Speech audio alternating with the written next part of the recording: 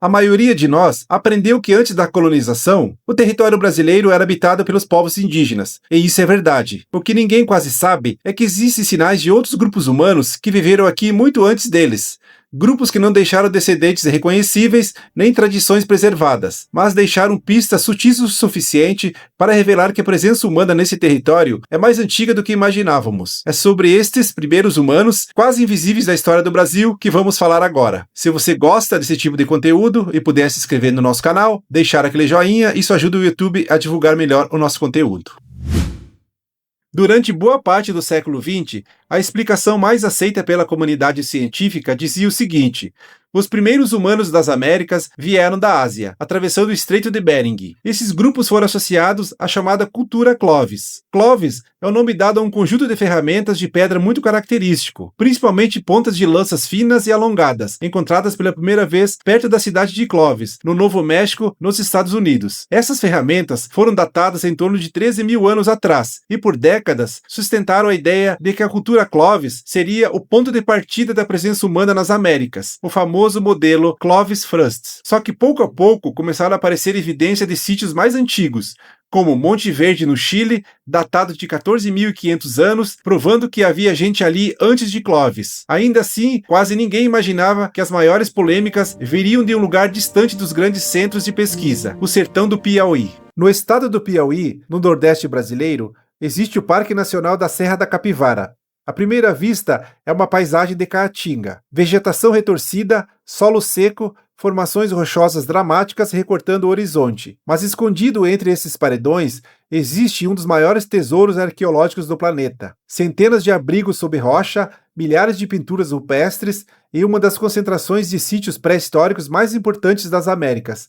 É tanta coisa que a região foi reconhecida pela Unesco como Patrimônio Cultural da Humanidade. Foi ali que, a partir dos anos 1970, escavações sistemáticas revelaram restos de fogueiras em camadas sucessivas, fragmentos de carvão, pedras lascadas interpretadas como ferramenta, ossos de animais queimados e nas paredes centenas de pinturas com pigmentos minerais. Quando essas amostras de carvão de um dos abrigos, especialmente do sítio conhecido como Boqueirão da Pedra Furada, foram enviadas para análise de carbono 14, os resultados surpreenderam a todos. Datas entre 32 e 48 mil anos antes do presente, e em alguns estudos posteriores, até sugestões de idades próximas a 60 mil anos. Isso é 2 vezes mais antigo do que a maior parte dos sítios pré-Clovis já aceitos, e 4 vezes mais antigo que a cultura Clovis clássica. Mas tem um detalhe crucial.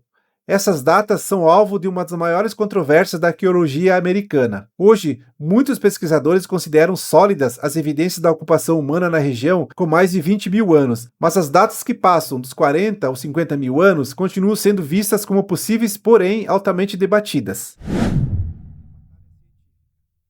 À frente dessas descobertas estava a arqueóloga brasileira Niede Guidon. Formada na França, ela dedicou décadas de sua vida à Serra da Capivara, não só escavando, mas lutando para proteger a área do abandono e da destruição. Quando ela apresentou ao mundo as datas mais antigas de Pedra Furada, a reação de muitos arqueólogos, especialmente os americanos, foi imediata. Isso não pode ser humano. Essas fogueiras são naturais. Essas pedras não são ferramentas, são apenas rochas quebradas. Artigos críticos argumentaram que o carvão poderia vir de incêndios naturais e que os fragmentos de pedra poderiam ter sido produzidos por queda de rocha. Niede passou sendo vista como exagerada ou até como alguém que queria forçar, mas Niede não recuou. Novas escavações, novos sítios, novas técnicas de datação foram aos poucos reforçando a parte importante de sua tese. Há evidências convincentes de presença humana na região, bem antes do modelo Clovis, e o Piauí provavelmente guarda alguma das ocupações mais antigas da América do Sul. Seja qual for a data exata da primeira chegada,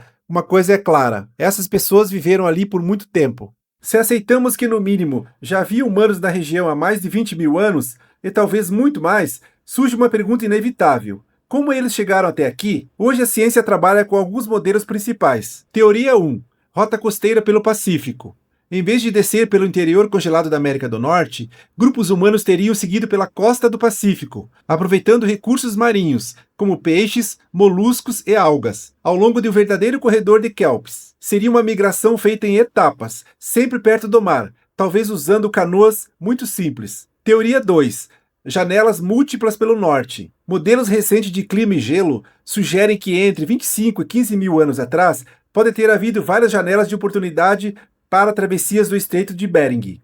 Ou seja, não teria sido uma única leva de imigrantes, mas ondas sucessivas ao longo de milênios. Teoria 3. Chegadas muito mais antigas. Sítios controversos, como Pedra Furada no Brasil, alguns sítios no México, no Uruguai e pegadas humanas em White Sands, nos Estados Unidos, sugerem a possibilidade de presenças humanas bem anteriores a 20 mil anos. Essa hipótese ainda é vista com cautela, mas aponta para um cenário mais complexo do que um único caminho, num único momento. Nenhuma dessas teorias, por enquanto, explica tudo, mas todas convergem em um único ponto. O povoamento das Américas não foi simples nem linear, nem feito por um único povo. Se havia grupos humanos ocupando a Serra da Capivara há dezenas de milhares de anos, então o que aconteceu com eles? Não temos uma resposta única, mas os pesquisadores trabalham com algumas hipóteses. 1. Mudanças climáticas severas. Ao longo do Pleistoceno e início do Holoceno, o clima da região mudou várias vezes. Períodos mais úmidos alternaram com fases mais secas. Alguns grupos podem ter sido obrigados a migrar, outros podem não ter resistido às transições mais abruptas. 2. Mistura com grupos posteriores. É possível que parte desses grupos tenham se misturado com populações que chegaram em momentos posteriores, deixando traços culturais e talvez genéticos, mas diluídos ao longo do tempo. Sem restos ósseos muito antigos e bem preservados, é difícil rastrear essa continuidade. 3. Substituição cultural. Por volta de 12 mil anos, muda o estilo das pinturas, muda a tecnologia lítica, mudam os padrões de ocupação. É como se uma nova tradição cultural surgisse, se sobrepondo às anteriores, não necessariamente por extermínio, mas por transformações lentas, alianças, fusões e reinterpretações. Sabemos que viveram, caçaram, dançaram e pintaram, mas não sabemos como se chamavam nem como se viam dentro do mundo. Mesmo sem nome, sem língua preservada e sem descendentes claramente reconhecidos, esses antigos habitantes deixaram um legado profundo. Deixaram arte, rituais e a presença humana registrada em detalhes que sobreviveram ao tempo.